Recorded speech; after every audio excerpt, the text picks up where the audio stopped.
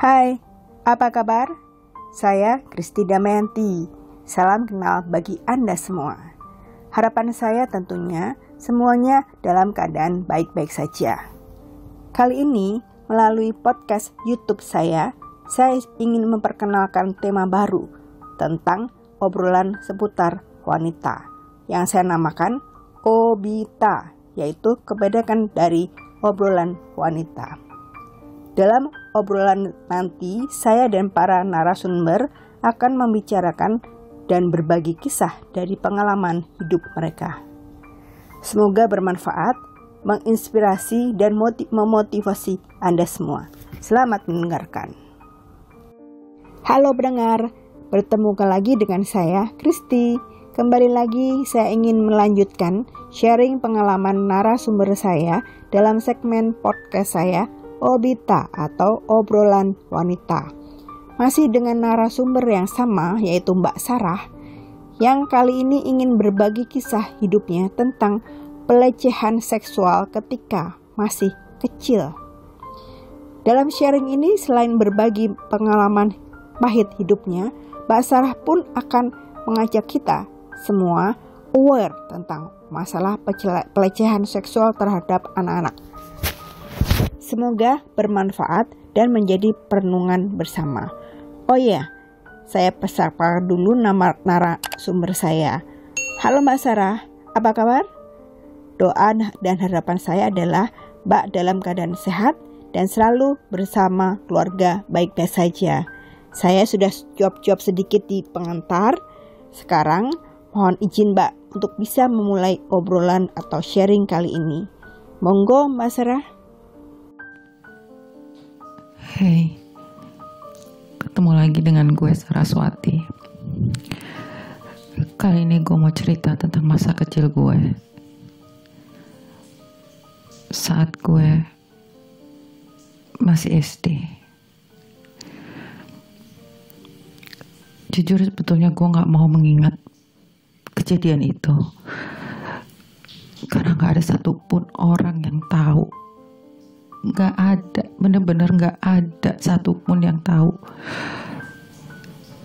Mau itu nyokap bokap gue, mau itu saudara-saudara gue, mau itu siapapun, gak ada yang tahu. Kecuali hanya gue sama Tuhan. Makanya sebetulnya gue tuh males mau cerita. Tapi entah kenapa, karena itu selalu menghantui gue. Karena itu selalu mengganjal. Dan kalau ada satu peristiwa yang mengingatkan itu membuat gue langsung, oh, gue pernah ada di posisi itu.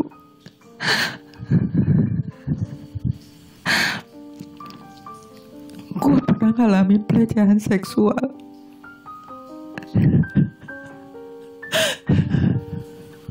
Dan gue gak berani cerita ke siapa-siapa.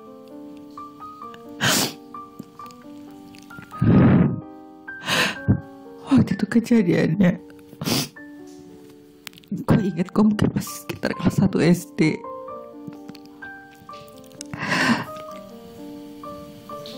Dan itu terjadi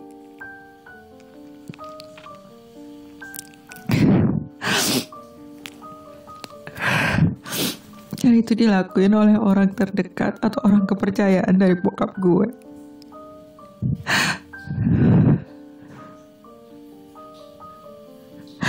Gue gak ngerti gimana awalnya.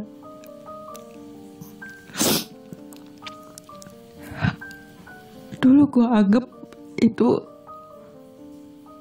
supaya gue bisa dapat permen, supaya gue bisa diajak jalan-jalan pakai motor. Gue harus mau diperlakukan seperti itu. Dulu gue pernah tinggal di daerah terpencil, di daerah pedalaman, karena ikut bokap gue yang bertugas. Di sana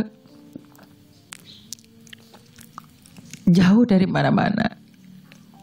Dan hiburannya kita tuh cuman bisa keliling dari kampung itu naik motor. Dulu bokap gue sangat percaya dengan orang itu. Begitupun nyokap, orangnya baik, dan dia benar-benar orang kepercayaan bokap gue.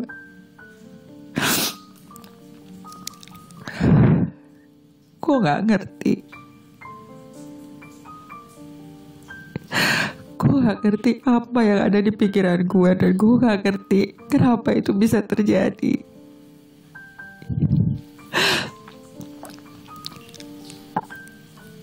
Tapi itu kan pada saat gue kelas 1. Begitu gue kelas 2, atau gue pindah lagi ke Jakarta, itu gue kelas 3 SD. Pada saat gue mau pindah ke Jakarta itu, gue baru ngeh gitu mungkin ya. Gue pikir, kok lucu ya gitu, kok aneh ya gitu ya. Kok gue bisa ngalamin itu ya gitu. Tapi gue gak ngerti itu apa gitu. Kalau lu tanya, lakuinnya di mana gitu. Ya kadang di kamarnya dia. Jadi kadang-kadang kita tuh suka dititipin gitu kan. Dulu rumah gue waktu di pedalaman itu besar banget, dan jadi satu dengan tempat rumah perwakilan dari negara lain, dari negara perbatasan gitu. Dan pengawal bokap gue atau orang-orang kepercayaan bokap gue tuh ada asramanya di belakang rumah. Dan dia termasuk orang yang bisa tinggal di lingkungan yang agak ke dalam gitu, nggak di luar banget dari halaman rumah kita.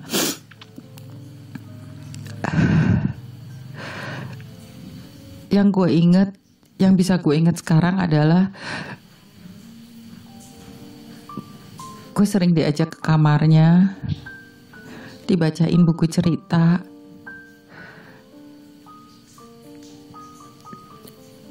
Dan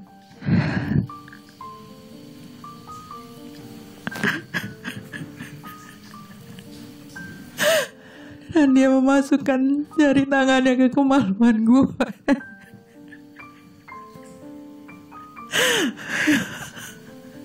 Gue gak ngerti.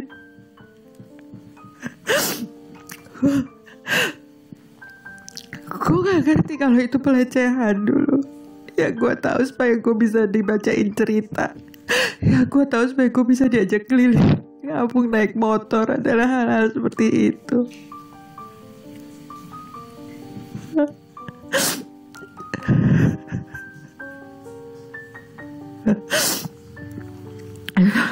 Sorry. Gue gak tahu harus cerita seperti apa, tapi seperti itu yang gue alamin. Awalnya gue nggak ngerti, bener-bener nggak ngerti.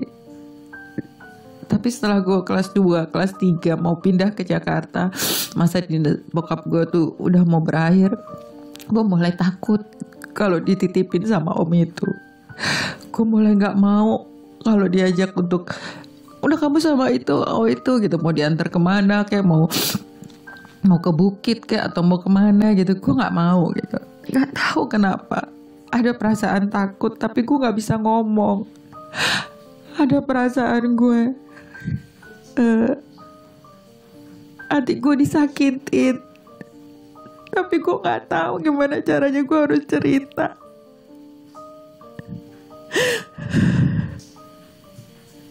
Dan gue seneng banget waktu bokap gue dipindah ke Jakarta.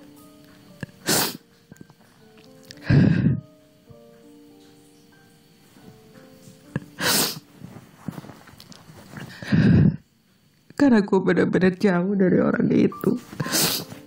Karena dia tetap bertugas di sana. Tapi emang setelah itu semuanya buat gue normal gitu, biasa aja gitu. Sampai begitu gue di Jakarta, gue tinggal di satu asrama, satu kompleks. kita punya teman main. Dan gue ngalamin lagi hal itu. Kali ini dengan teman bermain gue. Dan itu bukan laki-laki tapi perempuan.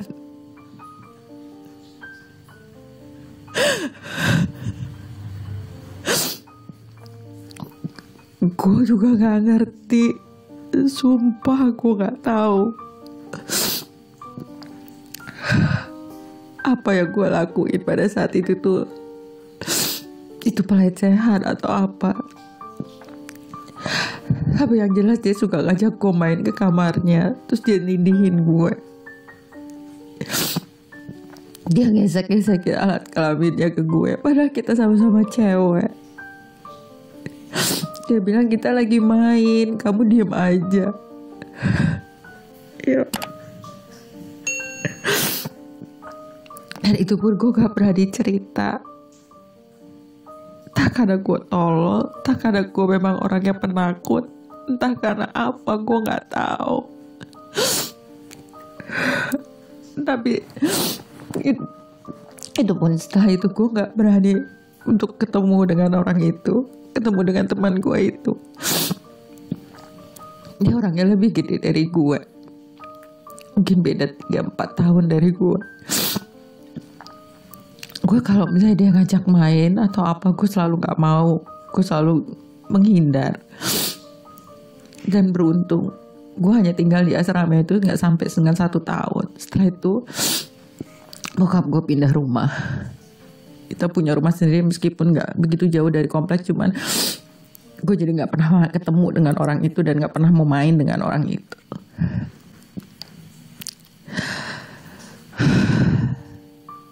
Sebetulnya hanya itu. Kalau lu bilang ala cuman segitu ceritanya, benar cuman segitu. Dan gue juga udah lupa setelah itu. Tapi begitu gue punya anak, begitu gue punya anak perempuan, gue bener-bener langsung keinget. Kalau misalnya dia lagi di rumah, ada tukang kebun gue waktu itu.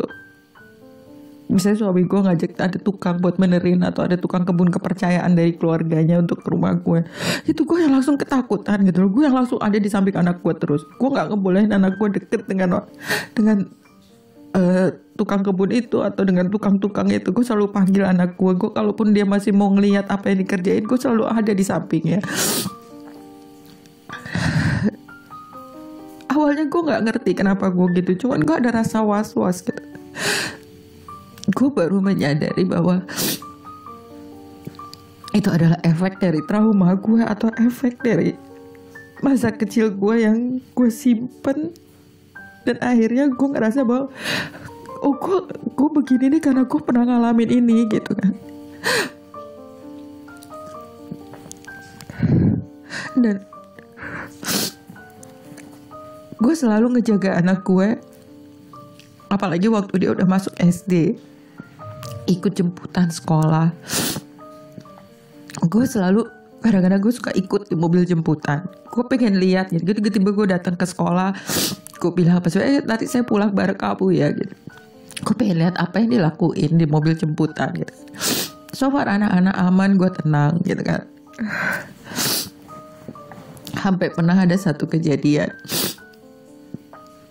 anak gue tuh lagi dirawat di rumah sakit, terus temen-temennya jenguk.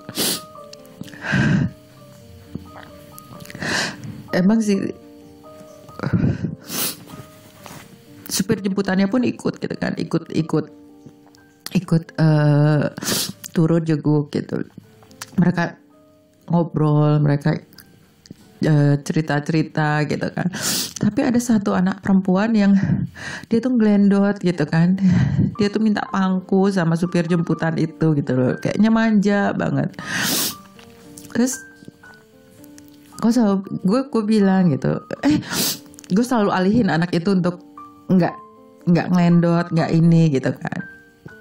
Sampai begitu mereka pulang, gue tanya sama anak gue, emang dia sering ya kayak gitu sama om ini gitu kan.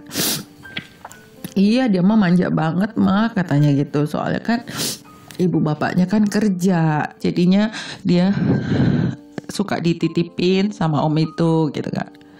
Gue langsung ya Allah gitu kan, ini orang tuanya sadar gak sih bahwa akan ada bahaya buat anaknya. Yang bisa gue lakuin saat itu adalah gue langsung ngechat kepala sekolah dari sekolah anak gue. Gue bilang, gue ceritain gitu kan, bahwa apa yang gue lihat itu hanya kekhawatiran gue, apa yang gue rasain itu hanya kekhawatiran gue sebagai orang tua. Jangan sampai ada hal-hal yang gak diinginin. Kepala sekolahnya untuk bijak menerima itu, dan dia bilang ya itu akan jadi perhatian dan akan disampaikan ke orang tua dan akan diberikan kekuatan untuk anaknya.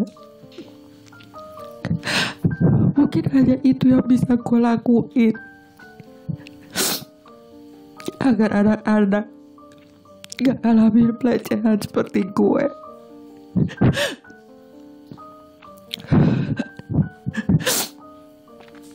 Banyak hal ya, kadang-kadang gue langsung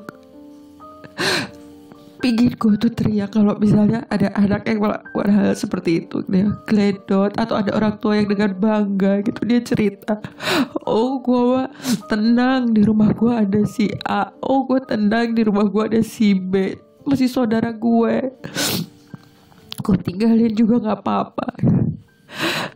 Oh ya Allah, mereka tuh gak tahu apa ya, justru kadang-kadang orang terdekat itu yang menjadi orang yang paling jahat. Ya, pada saat nanti orang, kalaupun anaknya cerita, mungkin orang tuanya gak akan percaya. Gue kadang bingung, kenapa orang tua begitu percaya dengan orang terdekat dan melepas anaknya. Kadang kalau gue cerita atau gue kasih tahu gitu, Mbak misalnya anaknya begini gitu kan, akrab banget ya gitu. Oh iya dia ini memang akrab banget, udah kayak saudara. Gue cuma bisa bilang iya hati-hati ya Mbak gitu, kasih tahu gitu, jangan sampai nanti jadi di apa ya, aku bilang gitu kan, sekarang banyak tuh aku bilang gitu masalah-masalah yang kita terlalu percaya sama orang, terus akhirnya orang itu justru jahatin anak kita gitu. Oh iya tenang aja, kalau ini sih enggak katanya gitu. Tapi lo tahu apa ya gue dengar setelah itu, anaknya pun ngalamin hal yang sama dengan gue. Dan itu benar-benar bikin gue hancur. Gue udah berusaha untuk ngingetin, dan orang tuanya benar-benar gak aware dengan itu. Gue sedih ngeliat anak itu. Mungkin dia gak seperti gue dulu yang entah gue dulu bego atau apa. Anak itu jadi murung, anak itu gak mau main. Gue pengen deketin tapi gue gak berani ngomong sama orang tuanya. Paling gue hanya tanya, gimana Mbak kabarnya anaknya? Ya masih kayak gitu. Sekarang apa-apa takut, apa-apa takut. Gue gak nyalain. Gue gak nyalain semuanya. Karena gue juga gak tahu siapa yang benar, siapa yang salah, siapa yang harus dibenerin, siapa yang harus disalahkan dalam kondisi seperti ini. Gue hanya bisa ngelewatin, dan gue hanya bisa jaga anak-anak gue, teman-teman anak-anak gue, semua yang gue kenal, bahwa di luar sana banyak orang yang berkedok menjadi orang terdekat, orang yang baik tapi bisa menjadi jahat.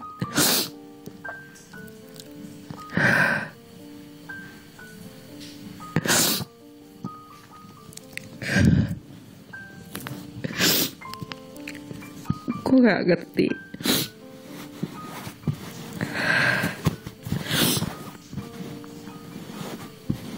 Gue bingung.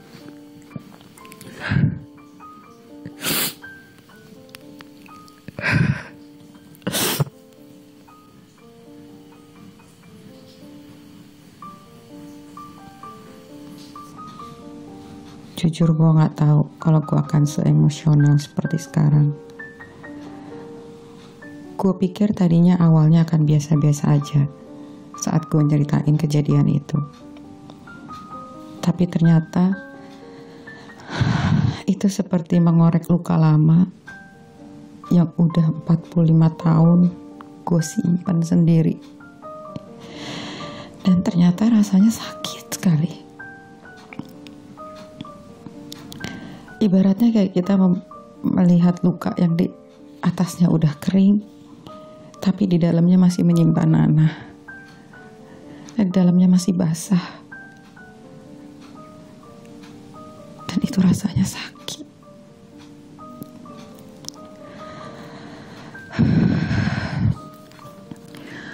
Kalau sampai akhirnya gue memutuskan untuk menceritakan ini, itu karena gue ingin gue bisa memberitahu ke orang-orang, minimal ke teman-teman deket gue, ke lingkungan gue, untuk menjaga anak mereka dari hal yang mungkin mereka anggap itu tidak mungkin, dilecehkan atau anaknya mendapatkan perlakuan pelecehan seksual dari tidak hanya orang dewasa, tapi juga dari teman sepermainan, tidak hanya dari lawan jenis, tapi juga bisa dari teman sejenis. Gue sekarang bisa ngomong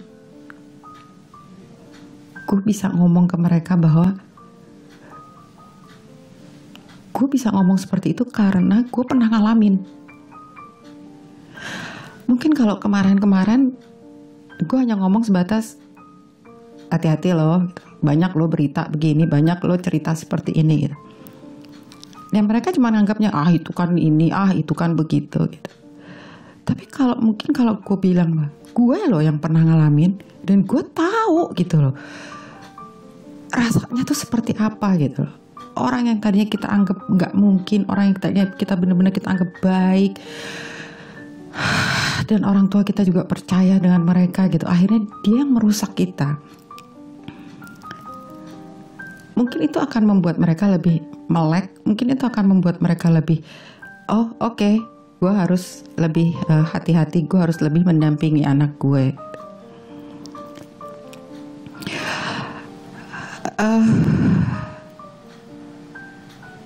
Yang gue lihat pada saat zaman gue dulu, orang tua gue sangat tertutup untuk membicarakan masalah seks. Buat mereka itu tabu. Mereka tabu untuk membicarakan mengenai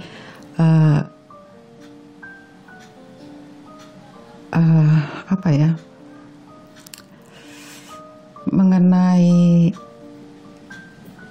masalah alat reproduksi, mengenai masalah bagaimana kita berteman dengan lawan jenis, bagaimana kita menjaga diri. Rasanya gue gak dapet itu dari orang tua gue. Gue dapetinnya itu justru dari sekolahan. Dan lo tahu dong kalau di sekolahan gak mungkin gue berani tanya. Gue hanya dengerin dan gue menerka-nerka sendiri. Dan itu pun waktu gue SMP kalau gak salah gue dapet pendidikan seksual itu. Jadi masa gue kecil, gue SD itu gak ada gitu loh. Jadi makanya apa yang gue alami ini gue pikir, apa memang seharusnya seperti ini ya untuk mendapatkan sesuatu, untuk kita bisa, ini kita harus diperlakukan seperti ini gitu kan. Dan itu sekarang gak berlaku buat anak gue. Dari kecil, dari anak gue sudah mulai bersekolah, gue sudah mengenalkan batasan-batasan. Awalnya memang gue nggak tahu gitu ya, sampai beberapa teman gue bilang, lu lebay lu gitu, ngapain sih anak kecil lo ajakin kayak lo ajarin kayak gitu, anak lo jadi cepet gede tahu katanya. Kadang-kadang suami gue pun mengatakan hal itu gitu loh. Dia bilang, apaan sih gitu, ngapain sih dikasih tahu kayak begitu gitu. Tapi nggak tahu gitu, pada saat itu tuh gue hanya pingin aja gitu loh, ini nggak boleh ya kak gitu, ini nggak boleh ya mas gitu. Jadi kayak misalnya gini, gue selalu memberitahu mereka bahwa satu, mereka harus bisa menjaga diri. Kalau mereka pergi dengan kita atau mereka terlepas dari kita gitu, yang mereka harus cari adalah bukan orang lain, tapi cari bagian informasi. Jadi setiap kita pergi ke mall, gue selalu bilang, kalau ada apa-apa kamu kesini ya gitu. Setiap masuk ke mall gue selalu bilang, kamu kalau ada apa-apa kamu kesini. Terus itu satu. Yang kedua, gue selalu bilang ke mereka bahwa kalau ada orang yang ngajak kamu selain mama, selain papa, atau selain orang saudara yang kamu kenal, pas di keramaian gitu, kamu harus berani bilang tidak gitu. Kalau perlu kamu teriak. Terus gue juga bilang bahwa kebetulan anak-anak itu kan mendapat anak gue ya bersekolah di sekolah yang zaman sekarang itu yang dari kecil memang sudah diajarkan untuk tahu batasan aurat gitu. Bagian mana yang disebut aurat, bagian mana yang harus ditutupi, bagian mana yang harus dijaga, dan tidak ada satu orang pun yang boleh menyentuhnya gitu kan, orang asing yang menyentuh gitu kan. Jadi itu memudahkan gue gitu.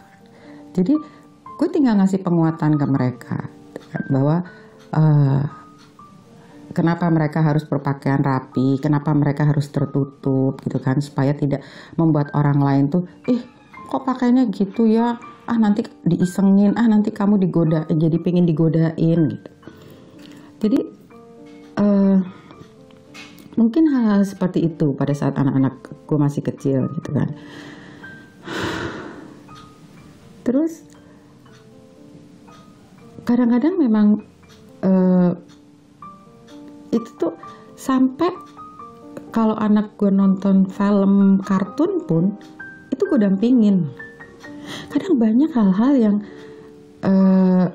perlu penjelasan, banyak hal-hal yang perlu kita sharing dengan mereka gitu kan. Kayak contoh satu hal gitu ya, ini ada waktu itu gue nonton tentang SpongeBob gitu dengan anak gue gitu.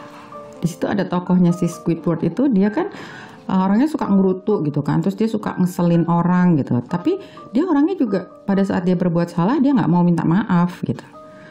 Tapi dia memperbaikinya dengan cara dia tidak mengulanginya lagi. Nah itu kita bahas gitu kan. Karena yang mereka dapat di sekolah adalah orang kalau bersalah itu harus datang bilang maaf ya, aku salah gitu kan. Terus mereka jabat tangan. Itu kan yang diajarkan di sekolah gitu kan. Tapi sementara dalam kehidupan itu, dalam lingkungan itu nggak seperti itu gitu loh. Banyak tipe orang yang mungkin melakukan kesalahan, dia berani mengakui, dia berani minta maaf. Ada juga orang yang berbuat salah, dia berani dia nggak berani mengakui, tapi dia memperbaiki diri dengan tidak mengulanginya lagi gitu kan. Banyak hal kayak begitu gitu loh. Dan itu pun yang mengajarkan gue gitu. Secara nggak sadar itu mengajarkan gue untuk bisa memaafkan. Pernah satu saat gini, bokap gue bilang bahwa bokap gue kan udah pensiun gitu ya, jadi dan dia sudah usianya udah lanjut, jadi dia tuh senang mengulang-ulang cerita pada masa-masa dia dulu gitu kan. Kalau kita kumpul tuh dia selalu dia ceritain tuh tentang kisahnya dia gitu kan. Terus satu saat dia bilang gini, mbak katanya gitu, kamu dapat itu loh salam dari om ini. Gue diem aja. Terus kakak gue bilang, loh papa masih kontak katanya gitu kan ya. Nggak tahu tiba-tiba itu dia telepon papa katanya gitu. Dia cerita kalau dia sekarang dinas di sini katanya gitu. Gue nggak respon gitu, cuma diem aja gitu. Terus kakak gue antusias gitu. Oh ya, dulu dia hebat ya pak ya, dia kan yang selalu ini selalu itu. Iya, ini loh si apa namanya Mbak Sarah nih suka diajak jalan-jalan naik motor keliling-keliling, terus suka dibacain buku cerita ya kamu ya gitu. Bokap tuh ngomong gitu ke adik gue kan itu masih kecil-kecil kan. Gue cuma diam aja, gue cuma senyum gitu kan. Dalam hati gue nih, lu pada nggak tahu kan apa yang udah dia lakuin ke gue gitu kan. Tapi ya udah gitu loh, gue cuma sebatas itu gitu. Terus bokap bilang, dia nanyain kabar kamu loh mbak. Gue cuma bilang, kenapa? Iya, dia nanya, Mbak Sarah sekarang kabarnya gimana Pak? Katanya gitu. Oh ya, sudah ini Mbak Sarah sekarang tinggal di sini, terus dia sudah menikah, punya anak 2, gitu kan. Terus, oh salam hormat saya Pak buat Mbak Sarah. Gue kaget. Mungkin buat adik gue yang denger atau buat kakak gue merasa bahwa dia mengatakan salam hormat buat gue itu adalah sebagai bentuk bahwa oh iya dia titip salam buat anak atasannya gitu. Tapi buat gue enggak. Gue merasa bahwa sebetulnya dia punya perasaan bersalah. Dia merasa bahwa dia pernah melakukan kesalahan dan dia ingin minta maaf tapi dia nggak tahu bagaimana caranya.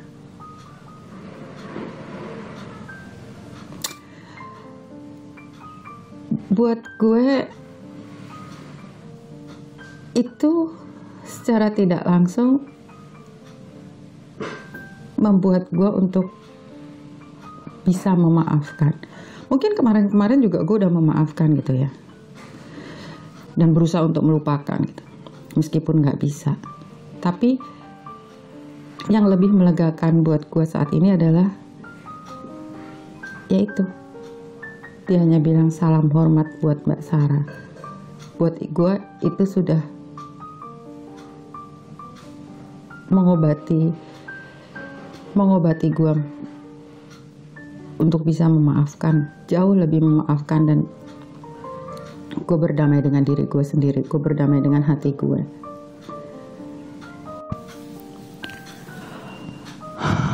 Kalau kita mau membicarakan masalah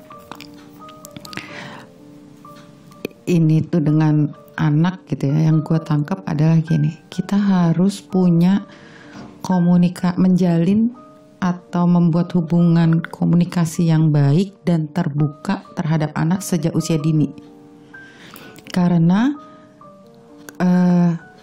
kita punya komunikasi yang baik, tapi kalau kita tidak terbuka atau anak tidak terbuka dengan kita, itu juga percuma gitu kan. Jadi kita harus bisa membuat mereka tuh nyaman dengan kita membuat mereka tuh percaya dengan kita untuk menceritakan apapun yang mereka rasain gitu. Emang kadang-kadang hal-hal receh gitu ya, apalagi kalau masih kecil-kecil gitu kan ya, hal-hal receh yang harus kita dengerin dari mereka gitu kan ya. Rasanya kalau kita pikir nggak penting amat sih gitu kan ya, tapi itu awal gitu kan, awal dimana kita membangun rasa percaya anak gitu kan, bahwa lu mau cerita apa aja boleh deh, sini mama dengerin gitu kan ya. Dan itu yang gue tanemin di anak gue gitu loh. Jadi gue gak pernah takut, bahkan sampai anak gue dewasa sekarang pun gue gak takut gitu loh. Anak gue menyimpan rahasia, enggak. Dia selalu cerita apapun ke gue, sampai hal-hal yang kadang-kadang gue jengah gitu ya. Apalagi masalahnya setelah makin dewasa, masalahnya akan lebih kompleks gitu kan. Untuk masalah-masalah hal-hal yang bisa dibilang tanda kutip gitu kan. Itu kadang-kadang membuat gue kaget gitu. Tapi gue nggak boleh juga reaktif gitu kan. Jadi gue harus yang menyimpan rasa kaget gue dengan baik gitu kan, seolah itu hal yang biasa gitu. Apalagi kalau itu menyangkut hal-hal yang tabu gitu kan. Itu gue yang gue mesti jawab apa nih, tapi gue nggak boleh kelihatan kalau gue tuh nggak ngerti harus ngomong apa gitu ya. Gue fine gitu kan ya, oh iya gini, terus gimana gitu. Jadi yang penting buat gue adalah kita membangun komunikasi atau rasa percaya dulu deh ke anak, bahwa lu boleh cerita apa aja ke gue gitu. Anggap gue tuh temen gue, kita tuh berteman gitu. Lu temen gue tuh temen lo gitu kan. Itu dari kecil. Dan itu nanti akan terbiasa mereka dan terbawa sampai mereka besar. Dan alhamdulillah itu yang gue lakuin, dan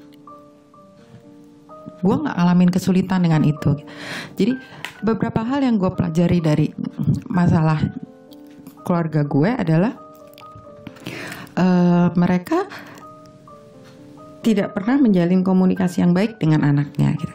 Mereka selalu menganggap bahwa mereka yang harus didengar, tapi mereka tidak mau mendengar. Sehingga itu yang menjadi gap kadang-kadang gitu kan. Gue ingat juga kok gitu.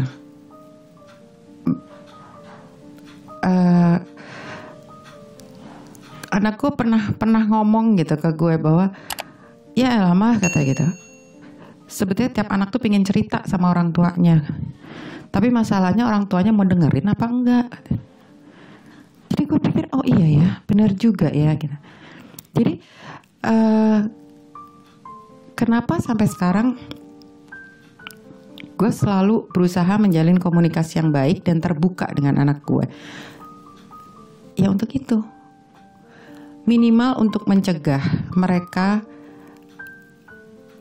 bersembunyi dengan ketakutan mereka. Mereka berani mengungkapkan apa yang mereka alami, kejadian-kejadian apapun, sekecil apapun itu gitu ya, mereka ceritakan gitu. Dan gue jadi bisa mengantisipasi dan gue bisa tahu bahwa oh perkembangan anak gue tuh seperti ini, oh lingkungan dia tuh seperti ini, oh ini seperti ini, oh ini begini gitu. Jadi itu yang menenangkan gue gitu.